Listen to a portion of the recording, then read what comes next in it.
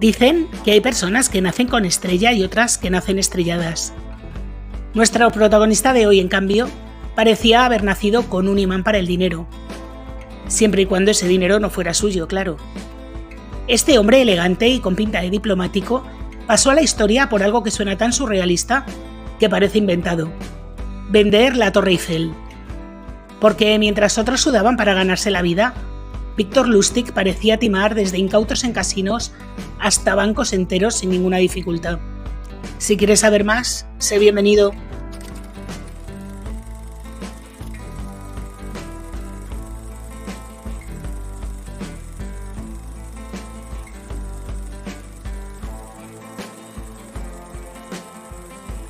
Hola a todos, yo soy Julia y hoy os traigo la historia de un hombre que convirtió la mentira en un arte. Su nombre era Victor Lustig. Creedme si os digo que Lustig debería tener un hueco en las escuelas de negocios, porque mientras otros se ganaban la vida con trabajo duro, él lo hacía con algo mucho más rentable: la mentira. Estamos hablando de un hombre tan elegante y convincente que podía sentarse con banqueros, millonarios, hasta políticos, y salir de allí con su dinero en el bolsillo. Sin armas, sin amenazas, solo con palabras y una sonrisa. Un individuo capaz de vender la Torre Eiffel como si fuera chatarra, de colocar máquinas inútiles a millonarios incautos, asegurándoles que imprimía billetes, y por si fuera poco, de engañar al mismísimo Al Capone. La suya no es solo la historia de un estafador, es la historia de cómo la codicia humana es la mejor aliada para el engaño. Porque al final Lustig no robaba. La gente casi le daba el dinero pidiéndole que se lo aceptara. Hoy vamos a repasar la vida de este auténtico artista del fraude, que siempre iba un paso por delante de los demás. Victor Lustig nació en 1890 en Hóst, Bohemia, dentro del antiguo Imperio Austrohúngaro. Víctor tuvo una buena educación, una familia acomodada y un cerebro que funcionaba como una calculadora suiza. Vamos, que podría haber sido diplomático, banquero, académico, lo que hubiera querido. Pero no. El chaval miró todas esas opciones y dijo: esto muy aburrido. Era un genio con los números, pero era aún mejor con las palabras. Si hubiera existido un concurso de caer bien en 5 segundos, Víctor hubiera sido el campeón absoluto. Tenía un talento especial para que la gente confiara en él y, claro, con esas cualidades uno puede convertirse en político o en estafador. Que yo no sé si le daba más dinero esta segunda opción, pero lo que sí le daba seguro era bastante más emoción. Desde muy joven, Víctor se movió entre casinos y conquistas amorosas. Un día se llevó un recuerdo de una de estas conquistas, una cicatriz en la cara, probablemente en una pelea de bar. Pero él lo que contaba no era eso, claro. Él lo que decía es que se lo había hecho en un duelo aristocrático. Claro, suena mucho mejor eso que me dieron un botellazo en un bar. Y ya puestos a inventar, pues decidió también inventar que tenía un título nobiliario. Y empezó a llamarse Conde Lustig. ¿Que no era conde de nada? Detalle sin importancia.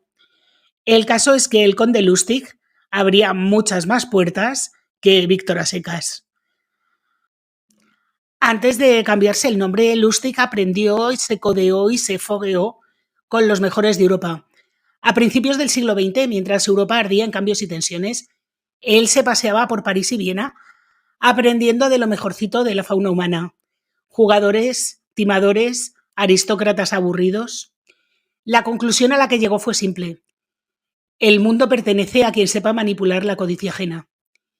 Y así fue como con 19 años se subió a un transatlántico rumbo a Nueva York. Y por supuesto no lo hizo de turista. Allí perfeccionó su papel de aristócrata europeo elegante, se vestía de punta en blanco, hablaba 5 idiomas, esto es de verdad, y se sentaba con los millonarios como si hubiera nacido en la realeza. Claro, nadie comprobaba de dónde venía y además en un transatlántico es bastante complicado comprobar la procedencia de nadie, y más en aquella época. En esos barcos nació su timo estrella, la famosa caja de dinero, una especie de máquina que, según él, duplicaba billetes. Funcionaba así: metías un billete de $100 y tras unas horas de proceso, la máquina escupía 2 billetes perfectos. Obviamente, el truco era que Lustig ya había cargado la caja con billetes auténticos antes de la demostración. Y claro, cuando los incautos veían eso, corrían a pagarle miles de dólares para quedarse con la caja mágica. Lo malo llegaba después cuando descubrían que habían comprado una caja inservible que, que les había costado un dineral y que, por supuesto, no iban a poder utilizar para duplicar billetes. Gracias a este invento, Lustig vivió a lo grande, viajó entre Europa y América y vendió humo con la misma facilidad con la que otros venden seguros. Y lo mejor, la gente no se quejaba porque cómo iban a denunciar que les habían estafado con una máquina de hacer dinero falso. Así que era el truco perfecto. Pero como con eso no le bastaba, en 1925, en uno de sus viajes entre Estados Unidos y Europa, Víctor se encontraba en París y allí se le ocurrió otro timo perfecto. Un día, mientras hojeaba el periódico, se topó con un artículo sobre la Torre Eiffel. Resulta que en ese momento la Torre Eiffel, que se había inaugurado en 1889 con motivo de la Exposición Universal, estaba un poco deteriorada y la ciudad no sabía muy bien qué hacer con ella. La Torre Eiffel no era el icono romántico que inspira selfies y pedidas de mano, era otra cosa. Básicamente era un hierro oxidado de más de 300 metros que costaba un dineral mantener y que para colmo en aquella época tenía hasta los ascensores estropeados. Había rumores de que quizá la iban a desmontar porque salía demasiado caro pintarla y arreglar los ascensores. Para la mayoría, que se hubiera tomado la noticia como simplemente una curiosidad, para Lustig fue una oportunidad perfecta. Porque claro, ¿qué otra cosa se podía hacer con semejante mole de hierro? Pues venderla como chatarra, claro. Así que se inventó un alto cargo en el Ministerio de Correos y Telégrafos y se creó papeles falsificados, membretes oficiales y toda una serie de sellos oficiales con pinta de ser ciertos, claro, y organizó una reunión en el lujoso hotel de Crillon. Invitó a 6 empresarios de la chatarra y les soltó un discurso así como muy de político, en el que les explicaba que el gobierno había decidido desmontar la Torre Eiffel porque era fea, cara y molestaba un poco. Ustedes están aquí, les dijo, porque podrían hacerse cargo de venderla como chatarra. Esto sí, la operación es top secret, ni una palabra a nadie. ¿Y qué pensáis que hicieron los chatarreros? Bueno, pues algunos no picaron el anzuelo, pero uno de ellos sí. Un hombre llamado André Poisson. Poisson, el apellido de este hombre, que casualmente significa pez, y él se comportó exactamente como un pez, porque se tragó el anzuelo, el sedal, la caña y no se tragó a Víctor Lustig de milagro. Poisson, además de querer el contrato, quería sentirse más listo que los demás. Y por supuesto ahí Lustig supo cómo sacar partido. Le insinuó que con un pequeñito incentivo personal podría asegurarse el trato. Traducido así entre nosotros, le estaba pidiendo un soborno. Poisson sacó 70.000 francos y se los dio sin rechistar. Sellaron el acuerdo con un apretón de manos y Lustig, con una sonrisa, le dijo: si te he visto no me acuerdo. Chao, chao, pescado. El empresario, claro, no pudo denunciar nada porque ¿cómo explicas que has intentado sobornar a un funcionario y encima te han timado? Y como le salió bien, Víctor, por supuesto, no se conformó. Un año después volvió a París a intentarlo de nuevo. Todo igual. Papeles falsos, hotel elegante, chatarreros crédulos. Solo que esta vez alguien se mosqueó y avisó a la policía. Por suerte para él, tenía contactos en la policía y le avisaron a tiempo. Recogió sus cosas, se subió a un barco y volvió a Estados Unidos. Tras sus aventuras parisinas y con la policía de medio Europa pisándole los talones, Lustig decidió que iba a seguir estafando en Estados Unidos. Allí retomó su timo estrella, la caja de dinero. Pero esta nueva versión que había ideado no era la cutre versión de los barcos. Ahora tenía un modelo 2.0, una máquina deluxe que parecía un invento del propio Nikola Tesla. Palancas, diales, maderita barnizada, bueno, una máquina de lo más sofisticado para que pareciera todo más convincente. Y el truco era aún más elegante. Según Lustig, la máquina podía duplicar billetes, pero necesitaba 6 horas para el proceso químico. El procedimiento, sin embargo, era el mismo de siempre. Metía un billete auténtico, lo dejaba trabajar y al cabo de 6 horas, magia, salían 2 billetes perfectos. Obviamente porque ya había puesto uno escondido dentro. Las víctimas, cegadas por la codicia, se lo compraban por decenas de miles de dólares. Y cuando descubrían que la máquina solo servía como pisapapeles caro, Lustig ya estaba en otro estado, probablemente tomando champán. Pensad lo que eran 10.000 dólares en aquella época, ¿eh? Una fortuna. Para que os hagáis una idea, he metido estos datos en la calculadora de inflación y me dicen que 10.000 dólares del año 1927 equivalen a día de hoy a más de 150.000. Así que era un negocio redondo. Y aunque esto de engañar a ricachones aburridos era divertido y le daba mucho dinero, Lustig quería más, quería la emoción y el poder que significaba engañar al hombre más poderoso de aquella época y más peligroso también, que no era otro que Al Capone.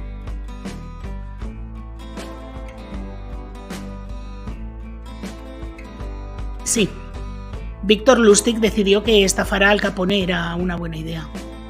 A cualquiera con 2 dedos de frente le habría parecido un suicidio, pero claro, Lustig no era un cualquiera. Su plan era tan absurdo que funcionó.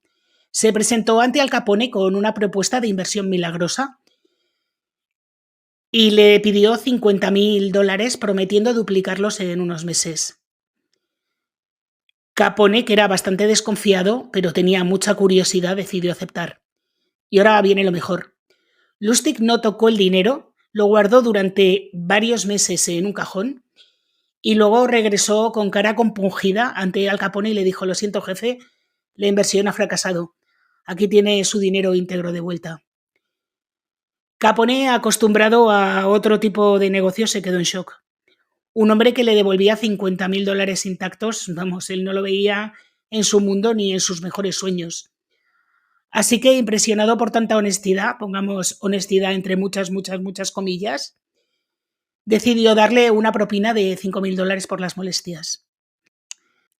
El resultado es que Lustig no solo no murió acribillado, sino que se llevó una pasta de Al Capone que ni en sus mejores sueños. Después de la Torre Eiffel, de desplumar a ricachones con la máquina del dinero y de dejar a Al Capone con cara de qué hombre más raro es este, pues a Víctor Lustig se le ocurrió subir el nivel de engaño tratando de timar al mismísimo sistema bancario de Estados Unidos. Porque, claro, ¿para qué seguir estafando a 4 pardillos si puedes tomarle el pelo al tesoro de un país? Vamos. Nuevamente, el plan no era nada sofisticado, era un plan muy, muy simple. Consistía en falsificar bonos del tesoro. Ni billetes, ni cheques, ni cajas, ni nada. Bonos oficiales con su sello, su firma, su papel oficial, o sea, todo. Y lo peor es que los hizo tan, tan, tan, tan bien que engañaron a todo el mundo. Engañaron a banqueros, a inversores, incluso a los propios oficiales del tesoro. La jugada era redonda porque vendía los bonos falsos a bancos confiados, se llevaba la pasta y desaparecía. Cuando iban a comprobar la numeración, pues él ya estaba, vaya usted a saber dónde. Pero aquí llegó un problema muy gordo y es que los bonos del tesoro no eran cualquier cosa en aquella época. Los bonos del tesoro son intocables y fue cuando el servicio secreto descubrió que alguien estaba metiendo copias falsas en el mercado cuando aquello se volvió prácticamente un asunto personal. Durante años, Víctor Lustig había jugado al escondite con la policía de varios estados, con el FBI, con todo el mundo. Pero a partir de este momento la investigación se volvió brutal. Rastrearon todas sus identidades falsas, interrogaron a todo el que había tenido algo que ver con él y poco a poco fueron cerrando el círculo y dejándole sin salida. Y finalmente, en mayo de 1935, Lustig cayó. Le arrestaron en Nueva York, en el hotel Times Square, que para alguien que había vivido en hoteles de lujo, aquello era como un motel de carretera de cuarta. Sus días de champán, barcos transatlánticos en primera y cajas mágicas habían terminado.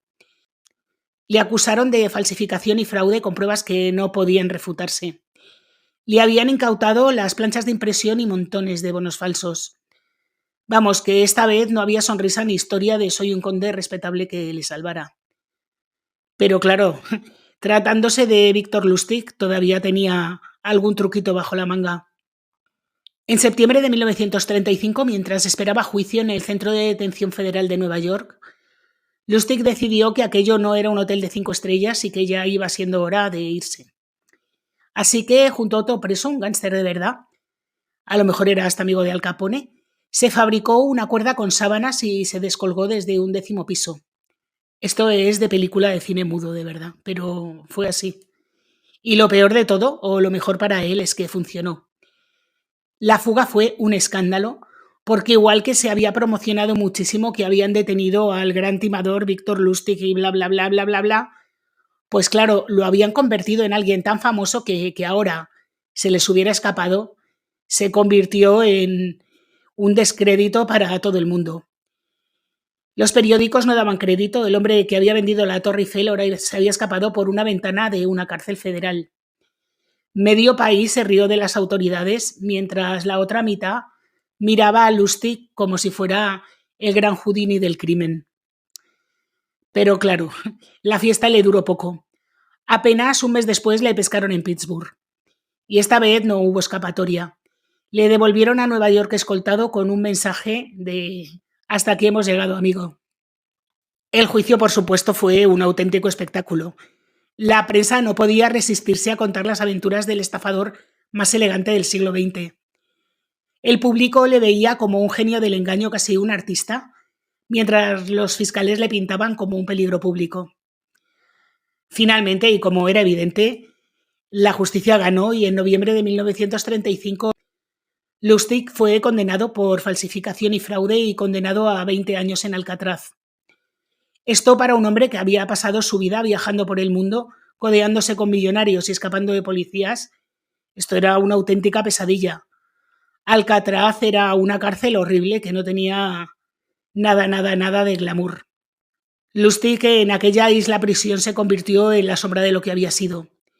Sin escenarios para sus timos, sin ricos a los que desplumar y sin champán, la vida se le hizo bastante cuesta arriba.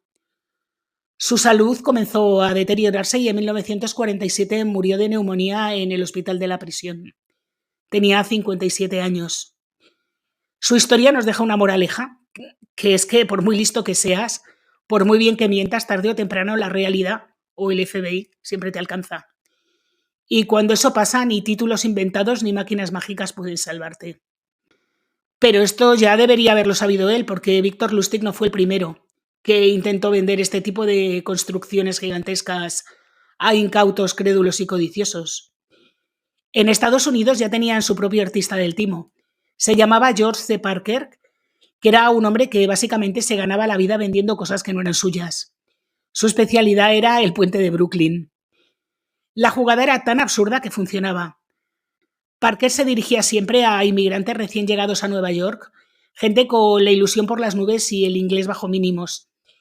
Les contaba que el puente era suyo, así con todas las letras, y que podían comprárselo para poder poner un peaje y hacerse ricos. Una inversión segura, les decía, porque claro, miles de personas cruzaban el puente cada día.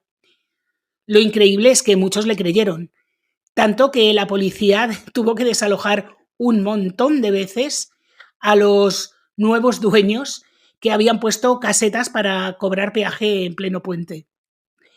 En fin.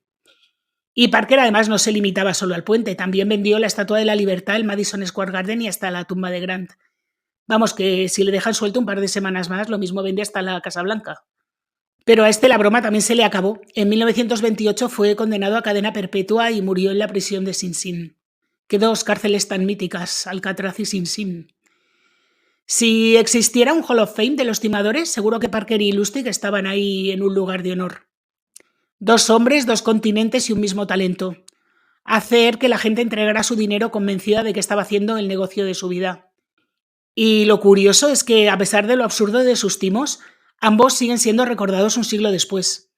Eso sí, lo que a menudo seguimos ignorando es que si algo parece demasiado bueno para ser verdad, probablemente lo es. Y ahora os voy a contar una anécdota que tiene bastante que ver con el caso que estamos viendo y con los bonos falsificados de Víctor Lustig. En el año 2009, en Cataluña, aparecieron unos bonos falsos de la misma época que los de Victor Lustig.